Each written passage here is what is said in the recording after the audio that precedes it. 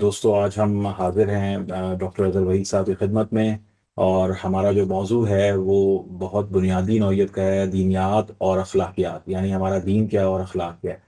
میرے ساتھ جو میرے دوست ساتھ موجود ہیں، ان کا نام متین ہے، میرا نام سعد ہے۔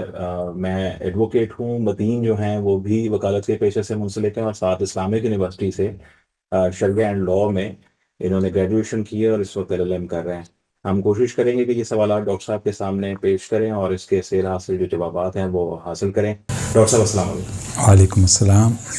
ڈاکٹر صاحب، اخلاق کے حوالے سے آپ سے ہم چاہ رہے تھے کچھ سوالات کریں، ان کے جوابات پائیں۔ پہلا سوال جو ہے وہ بہت ہی بنیادی کہ اخلاق ہوتے کیا ہیں اور اسلام میں اخلاق کی کیا اہمیت ہے؟ جی، بہت بنیادی بات ہے۔ آپ دیکھیں، انسانی معاشرے میں اور کسی بھی جنگل کے معاشرے میں جو بنیادی فرق ہے وہ اخلاق کا ہے۔ اگر کسی بھی قسم کے اخلاقیات اگر ایک انسانوں کی کمیونٹی میں پایا جاتا ہے، چاہے وہ کوئی سیکولر کمیونٹی ہو، چاہے غیر مسلم ہو، چاہے کسی مذہب کا تعلق ہو، وہ کسی نہ کسی اخلاقی اصول کے تحت اگر اپنے آپ کو پابند کرتے ہیں تو ہی معاشرہ کہلائیں گے، ورنہ تو جنگل ہے۔ جس کا زور چلے گا وہ دوسروں کو چیر پھاڑ کھائے گا۔ اخلاق بنیادی طور پر جو ہے یہ اپنی طاقت کو کمزور کے آگے سرنگوں کرنے کا نام ہے۔ یعنی کہ ایک شخص ہے جو طاقتور ہے، وہ کچھ کر سکتا ہے، اپنا مفاد حاصل کر سکتا ہے، لیکن وہ ایسا نہیں کرتا۔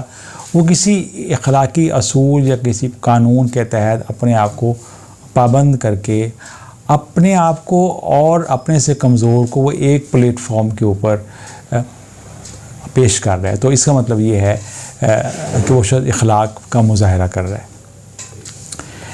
اخلاق کی ایک بہت زبردست ڈیفینیشن ہمیں مرشدی حضرت واصف علی واصف نے سمجھائی ہے۔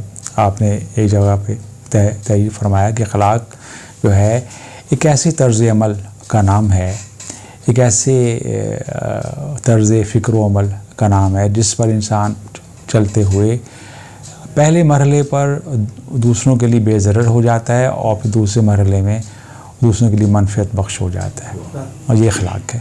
اور اگر آپ دیکھیں کہ تو یہ بالکل عین وہی تعریف ہے جو حدیث پاک میں ایک مسلمان کی بنیادی تعریف متعین کی گئی ہے کہ رسول پاک صلی اللہ علیہ وسلم نے فرمایا ہے کہ وہ شخص مسلمان نہیں جس کے ہاتھ اور زبان سے دوسرے محفوظ نہیں۔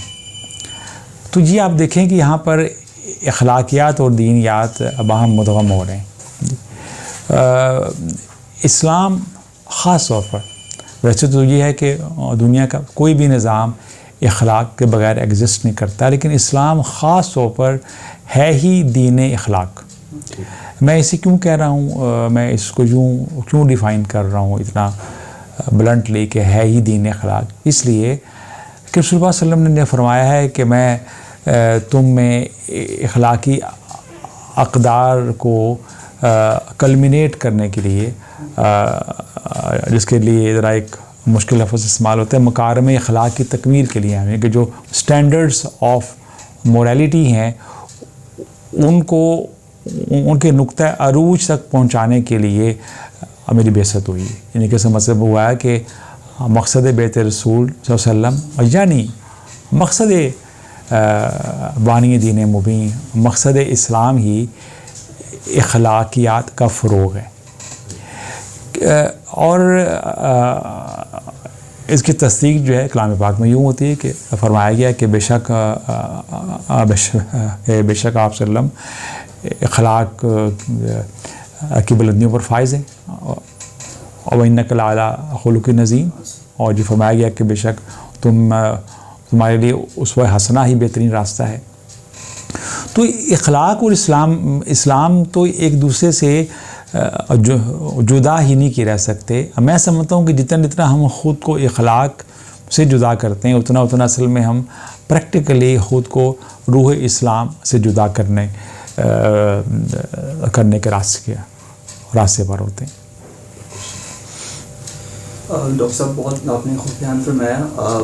میرا جو کویشچن آپ سے وہ یہ کہ اسلام میں اخلاق کو عبادت پہ فوقیت حاصل دی جاتی ہے، تو اسے ایسا کیوں ہے کہ اخلاق کی عبادت پہ کیسے فوقیت حاصل ہے؟ وہ اس لیے کہ اخلاقیات جو ہے وہ ایک اجتماعی معاملہ ہے، اور جبکہ الہیات آپ کا انفرادی معاملہ ہے. یعنی کہ جو آپ کی عبادت ہے یہ آپ کا پرسنل اکاؤنٹ ہے، اور جو اخلاقیات ہے اس کے ساتھ وہ سارا معاشرہ ہے. آپ دیکھیں نا، مثال کے طور پر اگر آپ اپنے دفتر میں خدا نخواستہ کسی برے موڈ کے ساتھ آتے ہیں اور ڈانٹ ڈپٹ کرتے ہیں اور کچھ غیر بد اخلاقیات کا مظاہرہ کرتے ہیں، تو اس میں کیا ہوتا ہے کہ پورے دفتر کا ماحول اپسیٹ ہو جاتا ہے. جو آپ کو کمزور ہے بیچارہ اور ڈپریس ہوتا ہے، اور آپ کے ماتحت پھر اپنے ماتحتوں پر ایسے ہی بد اخلاقی کی تلوار لہرائیں گے. تو وہ ایک بد اخلاقی جو ہے وہ ایک زہر آلود فضا کی طرح فضا انسانی کو مسموم کر دیتی ہے. تو یہ اس کا فوقیت میں ہونا بالکل منطقی ہے، لاجیکل ہے، فطری ہے. کیونکہ آپ دیکھیں نا، اگر آپ دین کی کلیات میں بھی جائیں تو فرمایا گیا ہے کہ قیامت کے دن جو ہے وہ میزان عمل پر سب سے باری چیز اخلاق ہے. بدقسمتی کی بات ہے کہ ہم اس کو فوکس نہیں کر سکے. ہمارے مبلغین، ہمارے تبلیغی نصاب مرتب کرنے والے اور ہمارے اساتذہ کرام، دانشور لوگ جو ہیں، ہم دین کے فکری پہلوؤں پر تو خوب بحثیں کرتے ہیں، لیکن جو دین کے عملی پہلو ہیں جس میں سر فہرست معاملات ہیں، اور معاملات میں سب سے پہلی جو چیز ہے وہ اخلاقیات ہے، اس کو بہت کم فوکس کر پا رہے ہوتے ہیں. کہ ہم نے کسی شخص کے دیندار ہونے کا معیار اپنے ذہن میں یہ رکھا ہوا ہے کہ وہ کہ اس کی وضاقتہ کیا ہے، یا اس کی مسجد میں آمد و رفت کتنی فریکوینٹ ہے. جبکہ حدیث پاک میں فرمایا گیا ہے کہ تم میں سے کہ اس شخص کا کوئی دین نہیں جس میں پاس امانت نہیں. تو یہ کیا ہے؟ دیانت ہو، امانت ہو، صداقت ہو، یہ بنیادی طور پر اخلاقیات کی جوہر ہے نا. کہ آپ جس کو امانت بولتے ہیں، اب اس میں وقت بھی امانت ہے. اگر آپ وقت کی پابندی نہیں کرتے تو گویا وہ آپ نے دوسرے کی دی امانت کو ضائع کر دیا. کہ ایک شخص نے آپ سے کہا کہ میں نے آپ سے 2:30 بجے ملنا ہے، اور اس نے آپ قریب 30 منٹ جو وقف کیے ہیں، تو آپ لیٹ ہو گئے تو سمجھ لیں کہ آپ نے اس کے 30 منٹ ضائع کر دیا. اور پھر اس کی وجہ سے اس کے ساتھ جو لوگ منسلک ہیں اور بھی سوسائٹی میں کتنا وقت ضائع ہو گیا. تو یہ بنیادی بات ہے. یعنی کہ آپ سمجھیں پابندی وقت جو ہے یہ بھی دیانت امانت میں داخل ہے، یہ بھی اخلاقیات میں شامل ہے، اور ہم اس کو فوکس ہی نہیں کرتے، ہم اس کو کوئی اہمیت نہیں دیتے. شادی بیاہ کے فنکشن ہوں یا باقی تقاریب ہوں، یا گھنٹہ آدھا گھنٹہ ریل پہنچنا نارمس سمجھا جاتا ہے. گویا تھوڑی سی بات اخلاقی کے مظاہرے کو ہم ایک نارم سمجھ لیتے ہیں.